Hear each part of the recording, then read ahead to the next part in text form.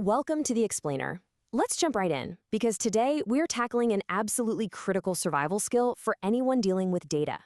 We're going to look at how to decode and completely master any relational database structure you come across, and do it fast. Okay, picture this. It's day one on your new project. You just got handed the keys to this massive legacy database. We're talking 30-plus interconnected tables, and guess what? Zero documentation. None. You've got a super tight deadline to pull a complex report together, and you're just staring at this endless wall of tables, completely lost. It's that classic stomach-dropping onboarding nightmare. But hey, don't panic. We are definitely not going to just guess our way through this. Okay, let's dive into this. When you're staring down a brand new database, you basically have two paths you can take. Path A, you comb through the raw DDL scripts. That means scrolling through hundreds, maybe thousands of lines of create table statements, squinting at the screen and trying to mentally string together foreign keys in your head. Hard pass, right? Path B is where we want to be. Visual ER diagrams. This right here is the ultimate cheat code.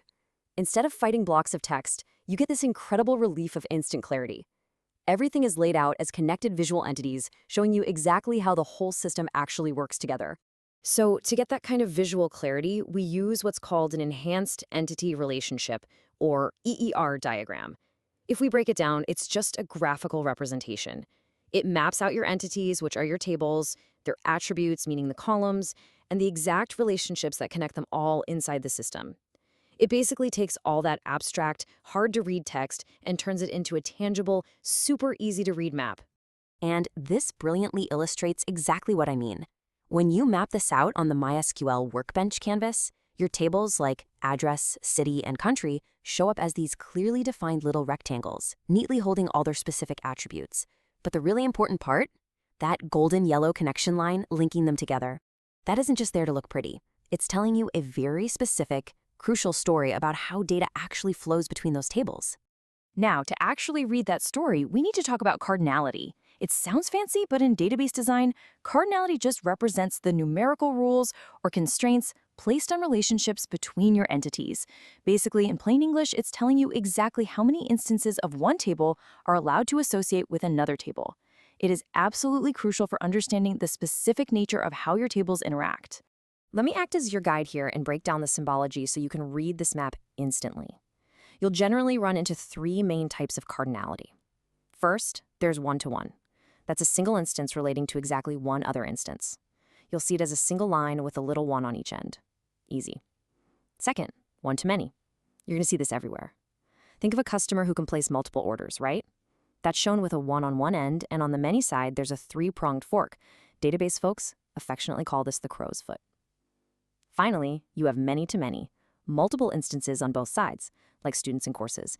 You'll see a crow's foot on both ends for that one, and remember, that always requires a junction table to actually work properly. And what's really interesting about this slide is that the relationship lines themselves give you an entire second layer of technical detail. See a solid line connecting two tables? That's an identifying relationship. It literally means the child table cannot exist without the parent, and the foreign key is actually a part of the primary key. But if you see a dashed or broken line, that's a non-identifying relationship. They're still linked, sure, but the child can be uniquely identified on its own.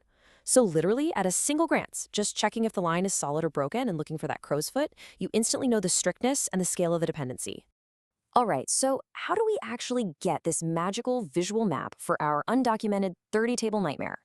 The good news is we are definitely not drawing it by hand. We're going to use MySQL Workbench's reverse engineering tool. This thing is a lifesaver. It reads your existing live database and automatically generates a complete visual ER diagram from it in minutes. It's honestly kind of mind-blowing how fast it works. Let's walk through exactly how to do this using the free Sequila sample database as our training ground.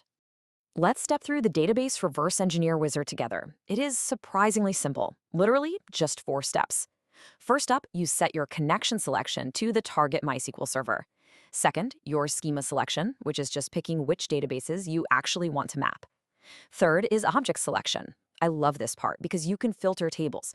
So if you're only worried about, say, the sales data, you can just isolate those specific tables right here. And finally, you just hit Generate Diagram, sit back, and let Workbench do all the heavy lifting. Now, what's happening under the hood here is pretty cool. Workbench reaches right into the physical schemata panel and it pulls the data definition statements, the DDL, straight from the live catalog. It automatically parses the whole thing, sniffs out the primary and foreign keys, and builds the visual model right there on your screen. You don't have to type a single line. So now we've got our map. Let's tie this back to your actual day-to-day job. Because we don't just generate these diagrams to have pretty documentation, we do it to write incredibly accurate SQL queries without the headache of guessing. By tracing the lines on your ER diagram, you can read the foreign keys perfectly, and that translates directly into writing totally bug-free SQL joins. So the crucial point is how you actually interact with the diagram. Check this out on our generated Sequila map. When you just hover your mouse over the connection line between, say, the address and city tables, Workbench dynamically lights up that line in gold and yellow. And notice what else turns golden yellow, the city_ID field in both tables. The diagram is literally pointing a giant neon sign at the exact columns you need to use in your SQL on clause to join them properly. It's amazing. All right, let's put all this theory to the test. Let's say a high-stakes, real-world scenario drops in your lap. Bam, urgent ticket. An order shows as paid in the system, but the customer's item hasn't shipped. You've got to figure out why, right now. And you need to query that totally undocumented database to track the exact life cycle of this specific order. Whenever a ticket like this hits, here's my standard operating procedure. Step 1. Contextual awareness. We need to figure out the business rules. How exactly does an order relate to a payment? And how does that relate to shipping? Step 2. Visual triage. We pop open our brand new ER diagram and track down those exact entities. And step 3. Integrity check. We use the map to build a surgical SQL query to check the live data and find where things got stuck. Let's move to and see how this builds when we start tracing the connections. You can see a one-to-many dashed line running straight from the address to the city table. Well, we're going to simulate that exact same tracing process for our urgent ticket. We find the order table, trace the line over to the payment table, and then trace another connecting line over to the inventory or shipping table. These lines are literally our guide wires cutting through the chaos of the schema. By following that visual map, all those linking tables that were completely invisible in the raw text code are just instantly revealed. Our visual triage tells us exactly what we need to know. We easily located the order entity. Then, we followed a one-to-many crow's foot right over to the payment entity. From there, we followed a dashed, non-identifying line straight to the inventory entity. And because we use that awesome hover feature, we identified the exact foreign keys we need to link the whole chain together. And boom, here is the victory. Because we mapped out the schema first, we could confidently translate what we saw on screen into a perfect, bug-free diagnostic query.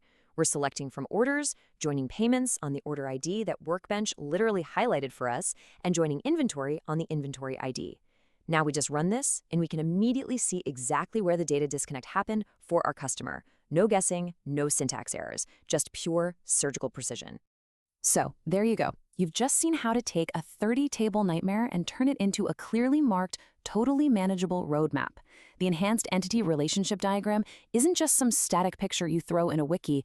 It is a dynamic, powerful diagnostic tool that takes you from total uncertainty to absolute clarity in minutes. So, armed with MySQL Workbench's reverse engineering wizard, what undocumented legacy database are you going to map out and conquer tomorrow?